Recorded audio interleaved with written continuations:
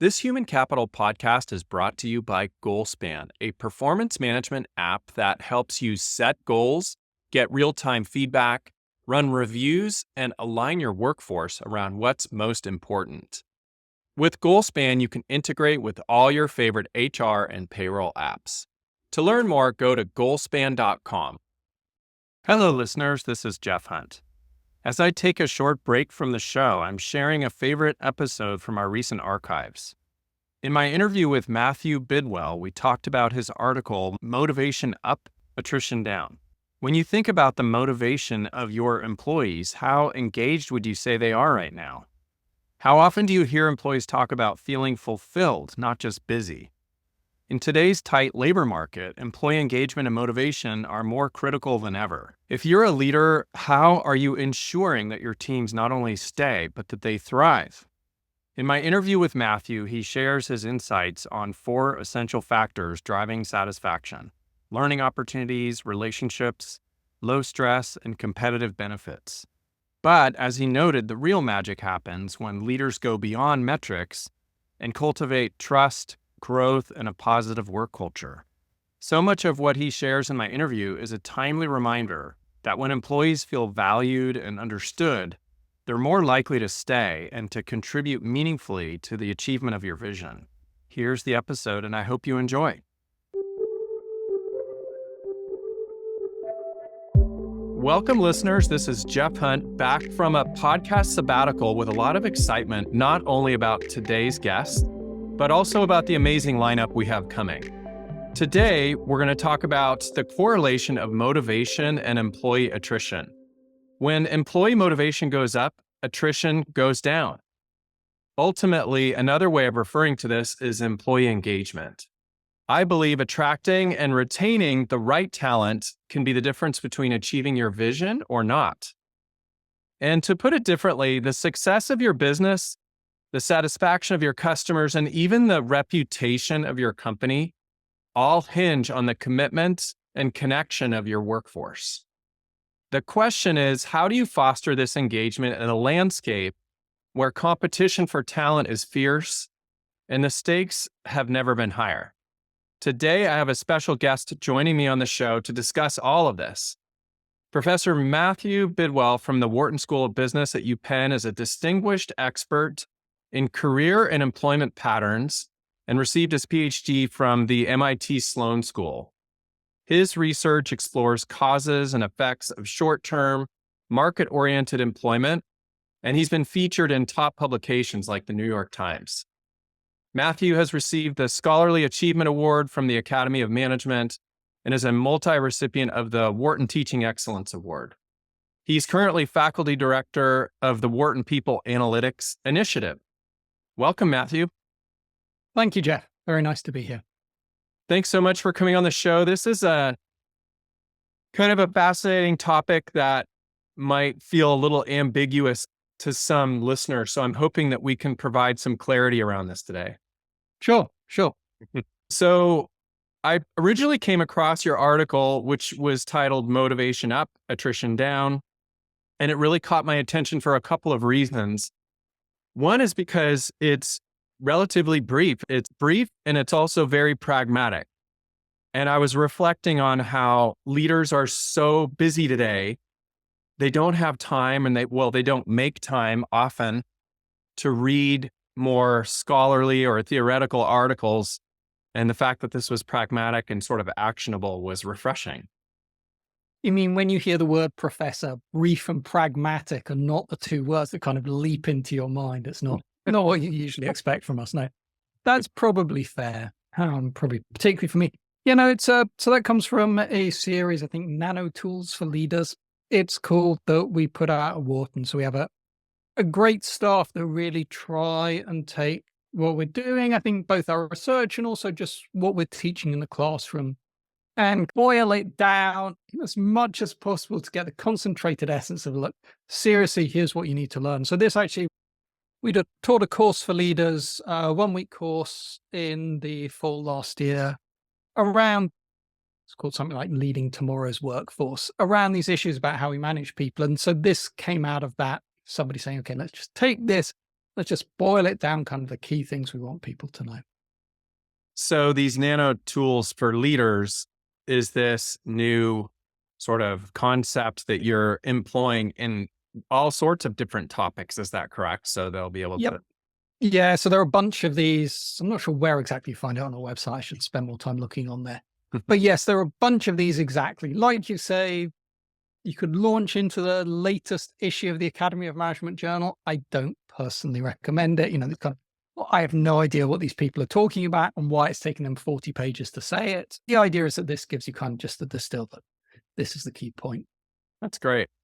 Before we get into the content I mentioned in the intro, start out by sharing with our listeners a short thumbnail of your career journey. How did you end up where you are now?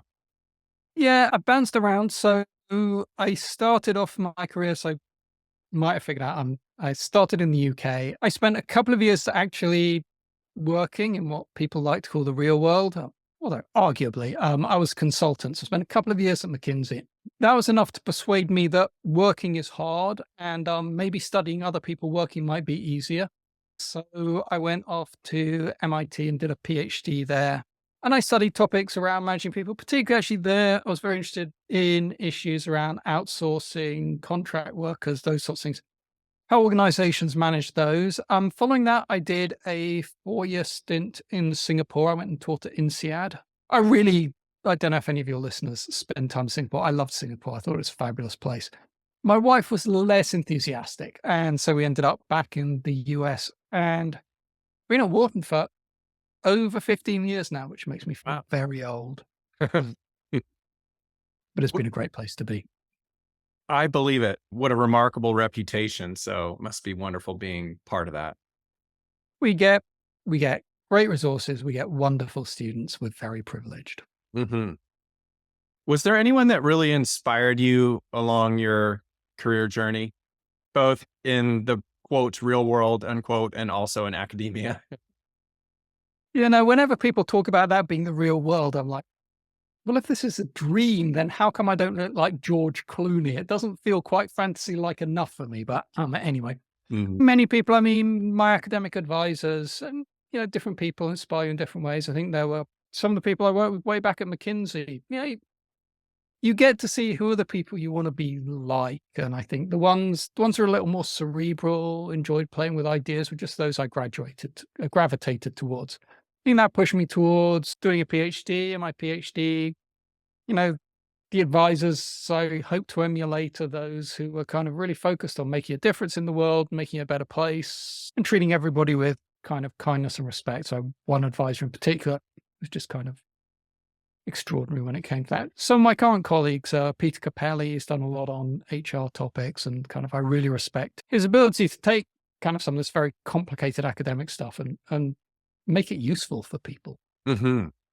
Yeah, there's so much value there. And the amount of research that's available is truly staggering. It's just a matter of how do you actually take that and do something with it to affect change in the businesses that we run, right? Yep. Yeah. And then, it takes a while to go out and figure out what's out there and how to apply it and so on. I understand. Most people have jobs to do. Right, exactly. Now let's get into the weeds a little bit in this short article that you wrote. One of the things that you talked about was the 4 factors that job satisfaction derive from. What are those 4 factors? Can you share a little bit about them, each one of them? Yeah. So, I mean, they're probably to say that there are just these 4 factors is overly simplistic. There are hundreds of factors. So that the reference I came to, so there is kind of, again, getting into the academic weeds because I like to hide out there. There's this survey, the General Social Survey, that is carried out every year, and it's been going for like 30 or 40 years. And about every 2 years, they ask like a representative sample of people about their bunch of questions about their jobs, including how much they like their job. For a project I was working on, I started digging around in that. One of the things I was curious about is which occupation has the happiest workers. So in which occupation do you find workers who are most satisfied? I don't know. What's your guess, Jeff? Which occupation are workers most satisfied? That's such a great question. Artists? Don't That's know. not a bad guess. I think they're reasonably happy. It's clergy, actually. Clergy. Okay. It's members of the clergy, which, yeah, it wasn't my top guess, but it kind of makes sense. I was playing with that. And one of the things was also just kind of boiling down. There are all sorts of things about people's jobs, but kind of which of their answers really helped predict whether people are happy in their job. And I kind of found 4 dimensions. Other people looking at it would break these up in slightly different ways. But 4 that really mattered, kind of the single biggest impact on satisfaction seemed to be some combination of kind of the extent to which people were able to do a variety of different things in their job rather than always doing the same thing all the time. And related to that, their opportunity to learn. So people are much happier in jobs where they've got to try different things, learn different things versus when it's monotonous and repetitive. Second factor that seemed to play a really big role, and kind of you see this all over, is relationships. When people like their managers, like their co-workers, enjoy spending time with them, have a good relationship, they like going into work. When they don't have those relationships, they're not so happy. Third piece, really important, is stress and not having too much of it. So kind of, and you think there's often a tension there, right? That I think the jobs that are often the most varied and provide the most opportunities to learn end up overloading people. And so kind of you might think should be a good job, but everybody's miserable.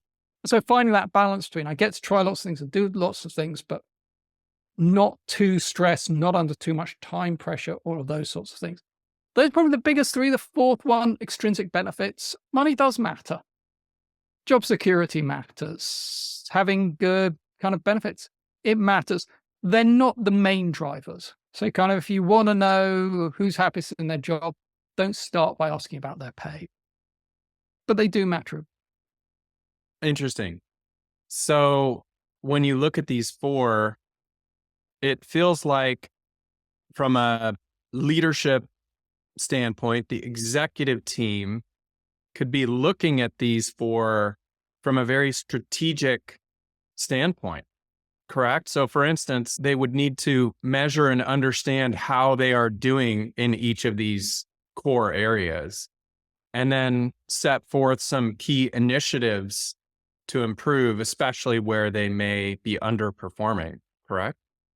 I think so. I mean, I think to the extent to which you have an engagement problem, then you want to look at kind of what the source of it. I mean, another way of looking at it that I often use, there's a professor, so I teach at the University of Pennsylvania, there's a professor in psychology there called Martin Seligman. He does a lot of work on happiness, kind of happiness in general. So I get to steal his work and go, happiness in general, happiness at work, how different can it be? He has this lovely framework, which he calls PERMA. P is positive emotions, kind of we want to experience joy and so on. Take that for granted. The other 4, the IRMA, seems particularly relevant. That people are happy when they're engaged in what they're doing.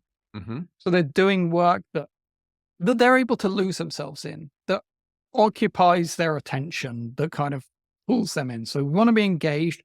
Relationships, like I said. Then the other 2 are sense of meaning and sense of accomplishment. And so I particularly like that kind of as I think about, like you say, the diagnostics. So why aren't our people happy enough in what they're doing? Is it the work isn't very interesting? Is it that they don't have good relationships? They don't trust their managers in particular? Do they find what they're doing meaningful? And are they able to finish the day or the week with a sense of personal accomplishment? And I think those are, I was going to pick a few things to really focus on. Those are probably ones I'd go with. Mm-hmm. That's a great acronym. Very easy to remember. Yeah. So I like it. Thanks for sharing He's that. a smarter man than I am. So I want to dive a little deeper into each one of these. If you think of learning opportunities and variety, this is definitely something that requires intentionality from a managerial standpoint. If I'm designing this job with variety and with learning opportunities, the likelihood that my employee is going to be satisfied in that role goes up. I was reflecting on an example, which is Costco. If you think about Costco, their employees seem to be relatively satisfied. Now, this is not supported by any research or evidence, but when I go shop there, they're always very kind. And one of the things I've noticed is they seem to have different variety in their job. So if somebody is running carts at one part of their day, they're not going to be doing that later. They're going to be doing something else. I'm wondering if that's a good example. And if you can think of other examples in the workplace, other companies or other examples that would be good to sort of demonstrate this. Yeah, I think that's right. Trader Joe's is another famous example of this. I don't know if you've been shopping at Trader Joe's. When you say Yes. people seem happy at Costco, right, at Trader Joe's, you're like, what are they putting in the water here? I mean, people seem so over the top cheerful. Yeah, and similarly there, kind of through the day, you rotate through different positions, try and give some variety. I mean, kind of when you talk about kind of the strategic lens on this, part of that, I think, is understanding there are trade-offs. So, I mean, one of the challenges, why don't people have more learning opportunities and variety in their work? There are returns to having people specialize. And so I think kind of ever since Adam Smith writing about his pin factory and, kind of you break the work down, everyone does the same thing over and over again. Yeah, they do get better at it. They get bored out of their minds. Mm-hmm. But I think this is a tension for organizations often, which is in terms of productivity, I want you to learn one thing and do that one thing over and over and over again, right? And that's very efficient. But then you end up with extraordinary attrition and kind of also motivation is rock bottom.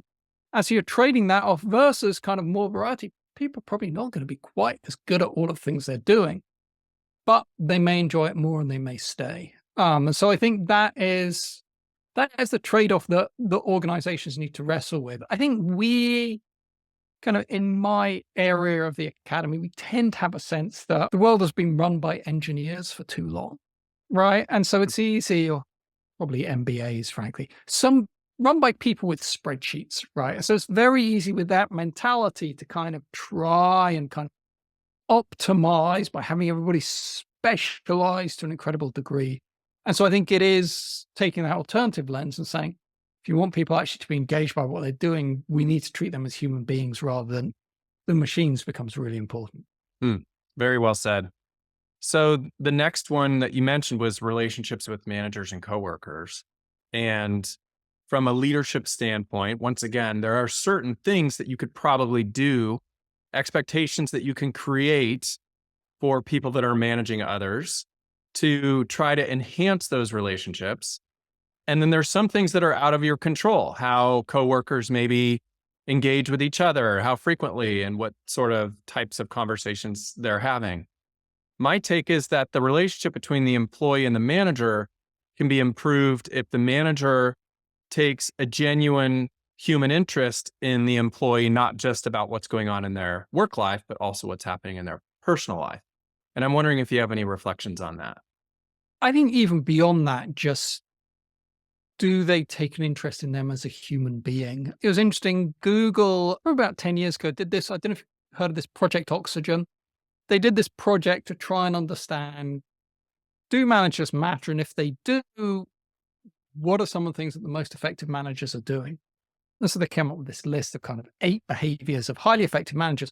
Well, they're really defining highly effective managers as managers who keep their workforce engaged, who keep attrition down, all of those sorts of things.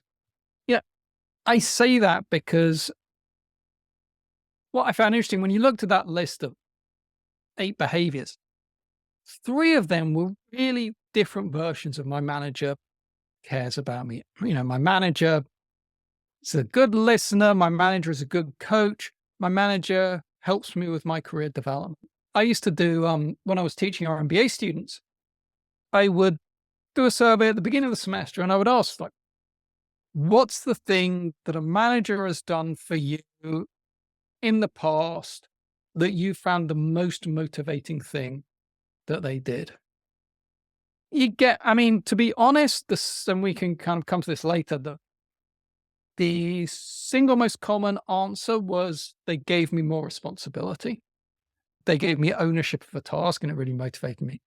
But a surprising number of them said, my manager sat me down when we first met and asked me about my career goals and asked me, where are you trying to get to? What do you want out of this job? And committed to help me with those. And, one of the interesting things is, like, I'm talking to MBAs. So 80% of them have left their job for the MBA and not going back. Right. And so if they had somebody who said, I understand you're not going to be here forever, And when the person said, actually, I want to go do an MBA and leave, and the person didn't say, okay, you are dead to me, but instead said, okay, I'll write you a good letter. Let's see how we can make that work. Those people were fiercely loyal. And so, yes, I think, right, relationships are complicated. You don't need a therapist to help you understand that. We all have children. Well, many of us. They're hard, but there are some basic things. It's like we often think two ways I talk about relationships is sometimes as exchange. And so in any relationship, there is give and take. Like, I help you, you help me. And the more exchange there is, the stronger the relationship.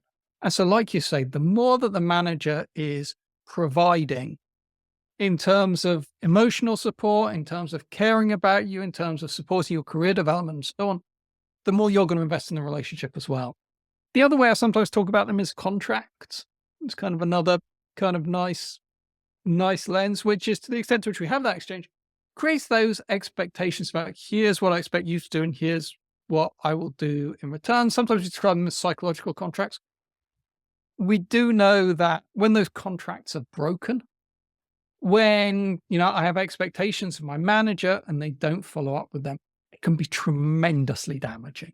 Sure. So I think the other piece of, how do we build strong relationships? A big part of strong relationships is trusting relationships. And it's being very careful not to violate that trust in various different ways. And again, we see kind of nice studies kind of, talked about when are people happy in their job. The same study has questions about when are you happy in your life? And it turns out that people who say they trust their managers report much greater life satisfaction overall. And so I think that trust is something that is a precious asset that we really want to guard at all costs. Which really makes sense because it's part of the human condition, regardless of whether you're at work or it's a personal relationship. So yeah, it seems to make perfect sense. The next one that you had described was really about stress and trying to mitigate stress. And I think so many companies today are challenged with this, especially for managers, because it seems as though managers are under more stress today than they've ever been under, at least in the past 20 or 30 years. I guess my question is, how do we manage for that? Because there's only so much that you can do if you're dealing with a competitive recruiting environment and significant competitive, pressures from a pricing and margin standpoint. You're trying to recruit top talent. You're trying to get, maximize your shareholder returns, but also have a decent work-life balance for your entire workforce, but especially managers. How do you juggle all of these balls effectively? It's really hard. And I think one of the things I find interesting about stress is too much stress is really very damaging. Too little stress is not great either. We talked at the beginning about kind of, this engagement with what we're doing, kind of being sucked into the work we're doing. There's some evidence that we're most likely to be engaged when there's a good fit between the demands of the work that we're doing and our skills, right? So if what we're doing is easy, it's boring. If it's much too hard, we disengage because it doesn't matter anymore. It needs to be at that middle level. And so I think there are these questions about kind of how do we target that? You're right. There are a lot of stresses in the environment. We might just say that's just the way the cookie crumbles, right? That's life. I don't think that's a small answer. Like you say, if I'm sitting in corporate headquarters, it's easy to say, I kind of care about people's stress. But at the end of the day, shareholder value is what we're being paid for, and relaxing people doesn't pay the shareholders. Kind of does that. One of the things that alarms me most, and kind of as complaining earlier about kind of we pay too much attention to people with spreadsheets often, kind of glibly, but really this challenge between what's easy to measure and what's hard to measure. And one of the things that worries me a lot is, when I talk to HR managers, the question I often ask is, do you know your cost of attrition? And everybody says no. Mm-hmm. We think it's I've never seen a very convincing analysis of it, but you see all these estimates of, for professional managerial employees of 100 to 200% of annual compensation.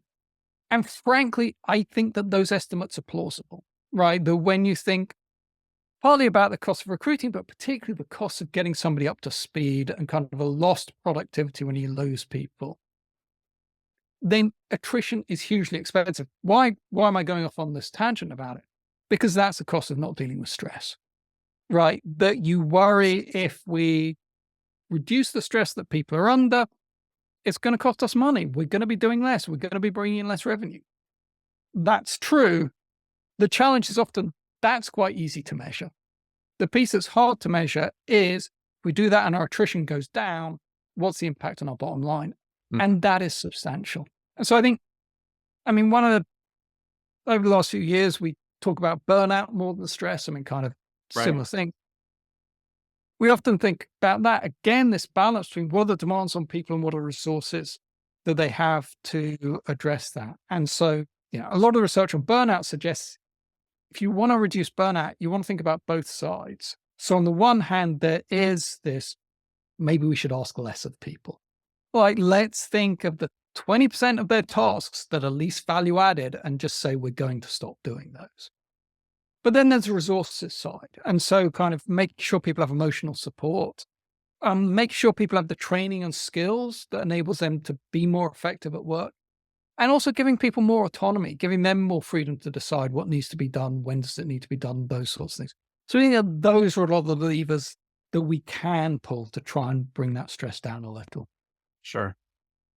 And the last one you mentioned is extrinsic benefits. And that probably doesn't need a lot of conversation because you can pretty well figure out where should we be as a company relative to our peers, relative to industry. How can we be competitive? So that, and like you said, it's interesting because people often think that it's the number one issue or the number one desire for an employee, but it's not. It's further down the list. Yeah. It does matter. When you're trying to predict attrition, pay is less important than things like, do people enjoy their job? But it matters. One thing I don't know what your experience has been, but one thing that I've heard from people more often than you expect is, we have an attrition problem because we pay less than our competition and we can't afford to pay as much as our competition. And I'm never quite sure what to do with that. It's like, yes, you're going to continue to have a attrition problem. Kind of from an economic point of view, it's like, well, clearly these people are just more valuable to your competition than they are to you. And if you can't pay them what they're worth, you either need to figure out how to run your business without them, or you need to ask if what you're doing is really valuable. And so, yes, I think pay does matter. You do need to be competitive. I think, obviously, the last 4 years, we've seen a lot of competition for workers we're not used to seeing competition for. Sadly, there has been, if you look like 20, 30 years, frontline workers, corporations have treated them as disposable because there were always plenty more where they came from.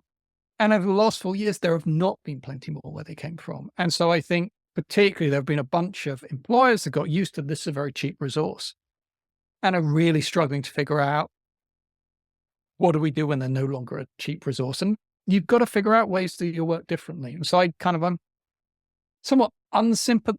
I understand for an individual manager, an individual small business, I just can't afford to pay this. You kind of don't have a choice. So you're going to have to figure out what you're going to do in order to do so, because I don't think like churning through a bunch of ineffective employees is really the answer. It's a lot more costly at the end of the day. Yep.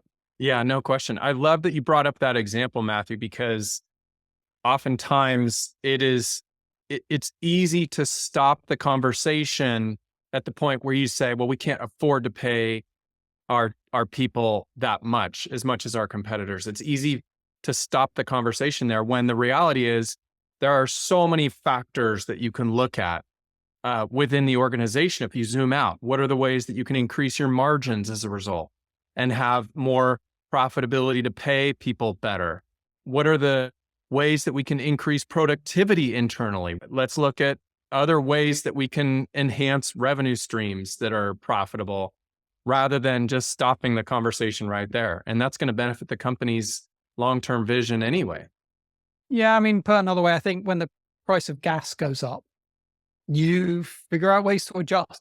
You don't kind of say, oh, we just can't afford to pay that. It's like, we've got to pay it. And now, how do we use less of it? How do we find new markets? Are there things are we going to change the way we operate? It's not that dissimilar.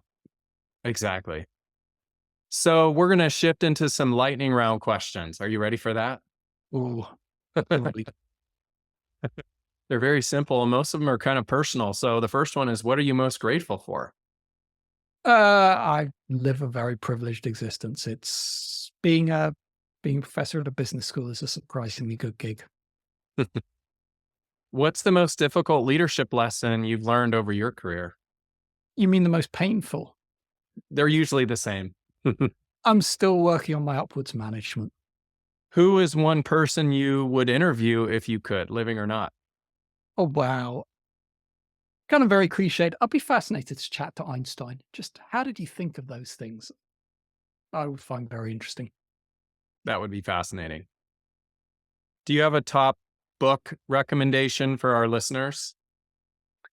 On the HR side, I certainly think kind of Laszlo Bock's Work Rules is kind of a classic and very useful along many of these topics. I recently read Range by David Epstein, exploring kind of some of the benefits of building out broad experience, and really nicely written. I was very impressed with it. Very nice. What's the best piece of advice you've ever received? It wasn't phrased in exactly this way, but focus on your strengths. There was a time in my career when I was doing research in an area where I didn't have particularly strong skills. And eventually somebody went like, you have all these really good other skills.